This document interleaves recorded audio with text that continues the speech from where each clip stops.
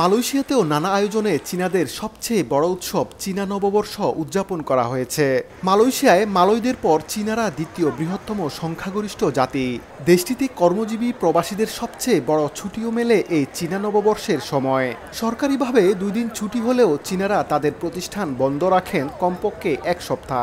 চীনাদের পাশাপাশি সবাই এই উৎসবে আনন্দময় সময় কাটান। মালয়েশিয়ায় প্রবাসী বাংলাদেশিরাও বাদ যান না চীনা নববর্ষের আনন্দ থেকে। দেশটিতে কর্মরত প্রবাসী বাংলাদেশিরা এই ছুটি উপলক্ষে বিভিন্ন বিনোদন ও পর্যটন কেন্দ্রে বেড়াতে যান। এই দীর্ঘ ছুটির মধ্যে তারা ম্যাক্সিমাম ক্ষেত্রেই কেএলসিসি, এখানে একটা সুন্দর জায়গা, ম্যাক্সিমাম ক্ষেত্রে এখানেই আসে, বন্ধু বান্ধব এবং হ্যাং আউট করে থাকে। চাইনিজ নিউ ইয়ার মালয়েশিয়াতে সবচেয়ে বড় উৎসবের একটি। এই উৎসব আসলে শুধু এই মালয়েশিয়ার মানুষ না, আমরা যারা প্রবাসী আছি আমরাও একটা বড় ছুটি পাই, আমরা আনন্দ করতে পারি। আমরা এই 3 বন্ধু মিলে সিঙ্গাপুর থেকে আমরা এখানে ঘুরতে এসেছি, কারণ আমরা সবাই কর্মব্যস্ত জীবন, ছুটিও খুব একটা হয় না আমাদের। তো এই একটা বড় ছুটি পাইছে চাইনিজ নিউ ইয়ার উপলক্ষে। তারা এই অনুষ্ঠানে তাদের নিজেদের ভাগ্য পরিবর্তন মনে করে।